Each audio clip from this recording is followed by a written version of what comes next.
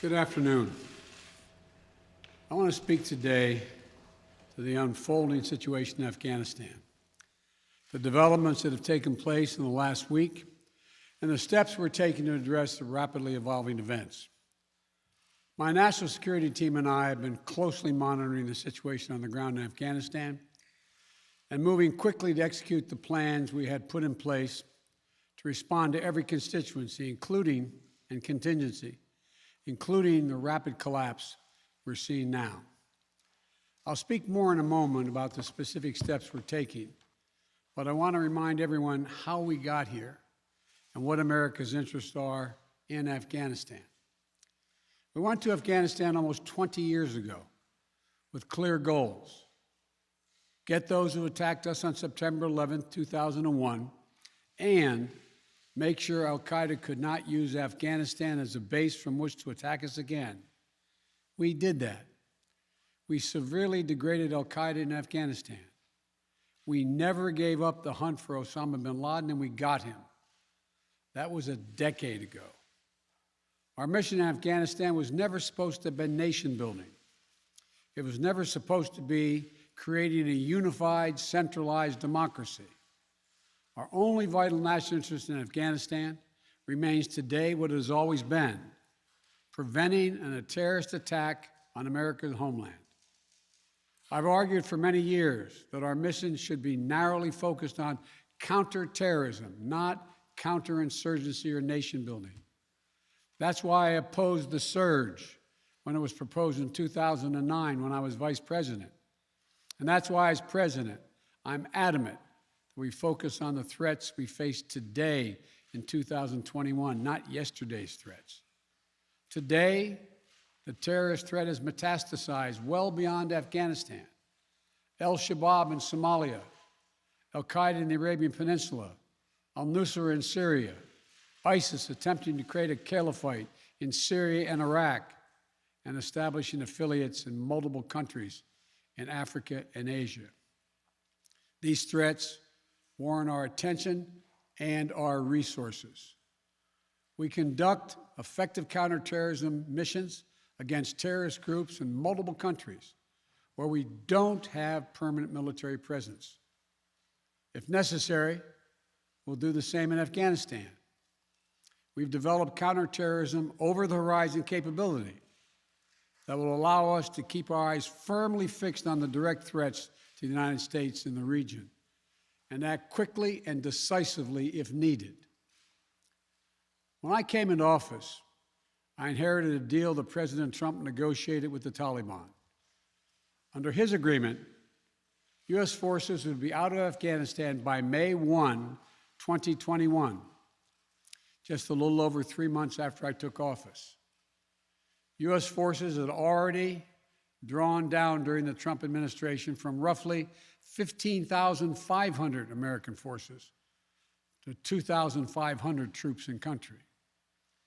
And the Taliban was at its strongest militarily since 2001. The choice I had to make as your president was either to follow through on that agreement or be prepared to go back to fighting the Taliban in the middle of the spring fighting season. There would have been no ceasefire after May 1. There was no agreement protecting our forces after May 1. There was no status quo of stability without American casualties after May 1. There was only the cold reality of either following through on the agreement to withdraw our forces or escalating the conflict and sending thousands more American troops back into combat in Afghanistan, lurching into the third decade of conflict. I stand squarely behind my decision. After 20 years, I've learned the hard way that there was never a good time to withdraw U.S. forces. That's why we're still there. We were clear-eyed about the risks. We planned for every contingency, but I always promised the American people that I would be straight with you. The truth is, this did unfold more quickly than we had anticipated. So what's happened? Afghanistan political leaders gave up and fled the country. The Afghan military collapsed, sometime without trying to fight. If anything, the developments of the past week reinforced that ending U.S. military involvement in Afghanistan now was the right decision. American troops cannot and should not be fighting in a war and dying in a war that Afghan forces are not willing to fight for themselves. We spent over $1 trillion. We trained and equipped an Afghan military force with some 300,000 strong, incredibly well equipped, a force larger in size than the militaries of many of our NATO allies. We gave them every tool they could need. We paid their salaries, provided for the maintenance of their Air Force, something the Taliban doesn't have. Taliban does not have an Air Force. We provided close air support.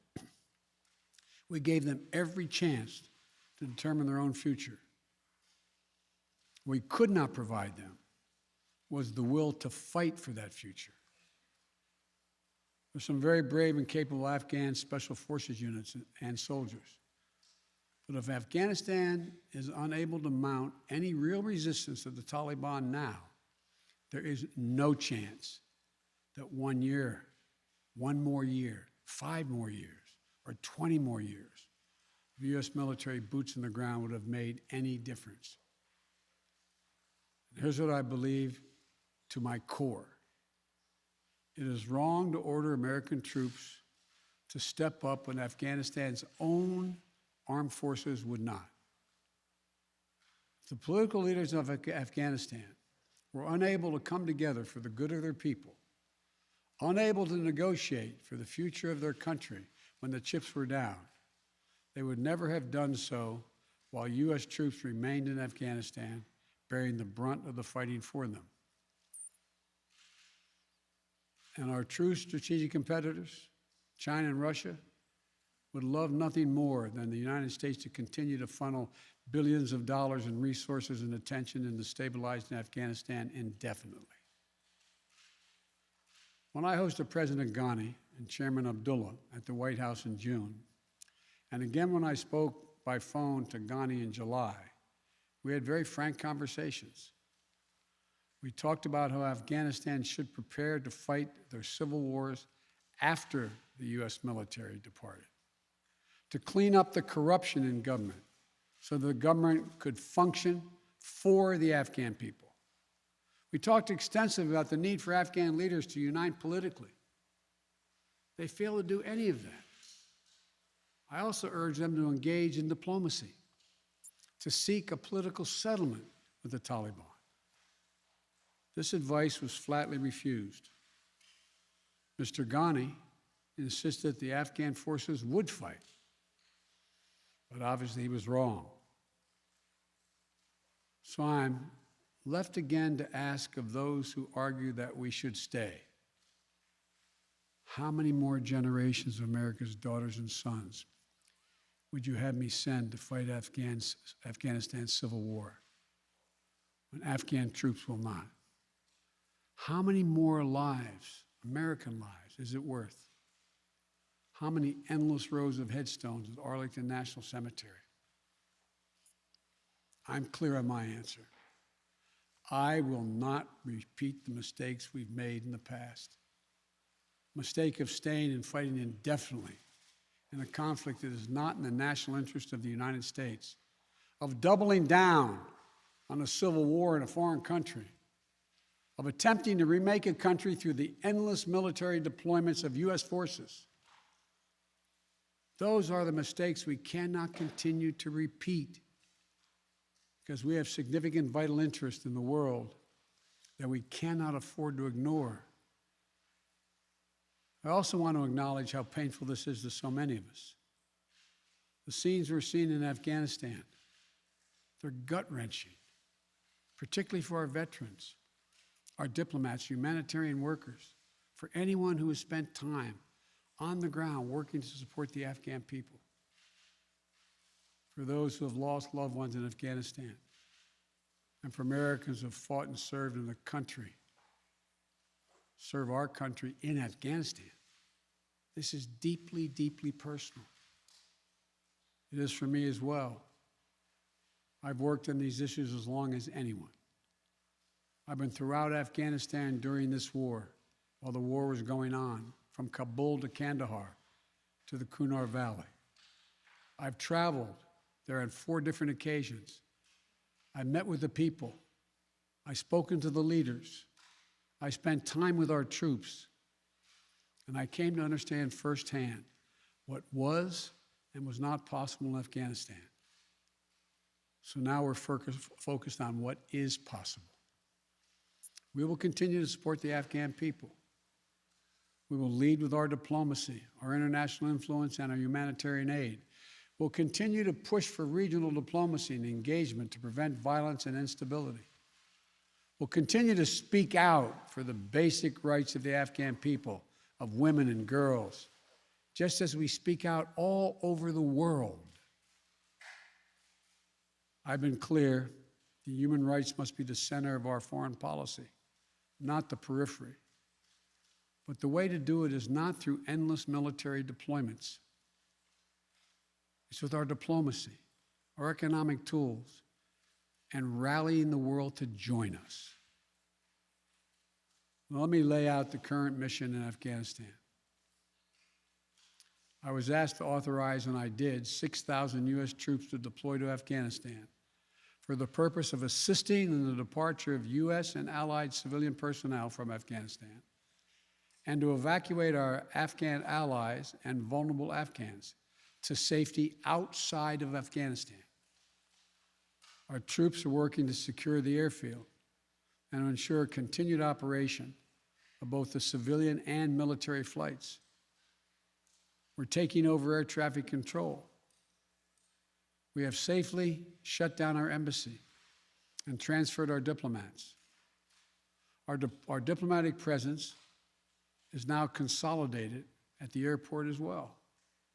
Over the coming days, we intend to transport out thousands of American citizens who have been living and working in Afghanistan. We'll also continue to support the safe departure of civilian personnel, the civilian personnel of our allies who are still serving in Afghanistan. Operation Allies Refugee, which I announced back in July, has already moved 2,000 Afghans who are eligible for special immigration visas and their families to the United States. In the coming days, the U.S. military will provide assistance to move more SIV-eligible Afghans and their families out of Afghanistan. We're also expanding refugee access to cover other vulnerable Afghans who worked for our embassy. U.S. non-governmental agencies, or U.S. non-governmental organizations, and Afghans who otherwise are at great risk, and U.S. news agencies. I know there are concerns about why we did not begin evacuating Afghans civilians sooner. Part of the answer is some of the Afghans did not want to leave earlier, still hopeful for their country. And part of it because the Afghan government and its supporters discouraged us from organizing a mass exodus to avoid triggering, as they said, a crisis of confidence. American troops are performing this mission as professionally and as effectively as they always do, but it is not without risks. As we carry out this departure, we have made it clear to the Taliban, if they attack our personnel or disrupt our operation, the U.S. presence will be swift and the response will be swift and forceful. We will defend our people with devastating force if necessary. Our current military mission will be short in time, limited in scope, and focused in its objectives. Get our people and our allies to safety as quickly as possible. And once we have completed this mission, we will conclude our military withdrawal. We will end America's longest war after 20 long years of bloodshed. The events we're seeing now are sadly proof that no amount of military force would ever deliver a stable, united, secure Afghanistan, as known in history as the graveyard of empires. What's happening now could just as easily happen 5 years ago or 15 years in the future. We have to be honest. Our mission in Afghanistan has taken many missteps, made many missteps over the past 2 decades. I'm now the 4th American president to preside over war in Afghanistan, 2 Democrats and 2 Republicans. I will not pass this responsibility on to a 5th president. I will not mislead the American people by claiming that just a little more time in Afghanistan will make all the difference. Nor will I shrink from my share of responsibility for where we are today and how we must move forward from here. I am President of the United States of America, and the buck stops with me. I'm deeply saddened by the facts we now face, but I do not regret my decision to end America's warfighting in Afghanistan and maintain a laser focus on our counterterrorism missions there and other parts of the world. Our mission to degrade the terrorist threat of al-Qaeda in Afghanistan and kill Osama bin Laden was a success.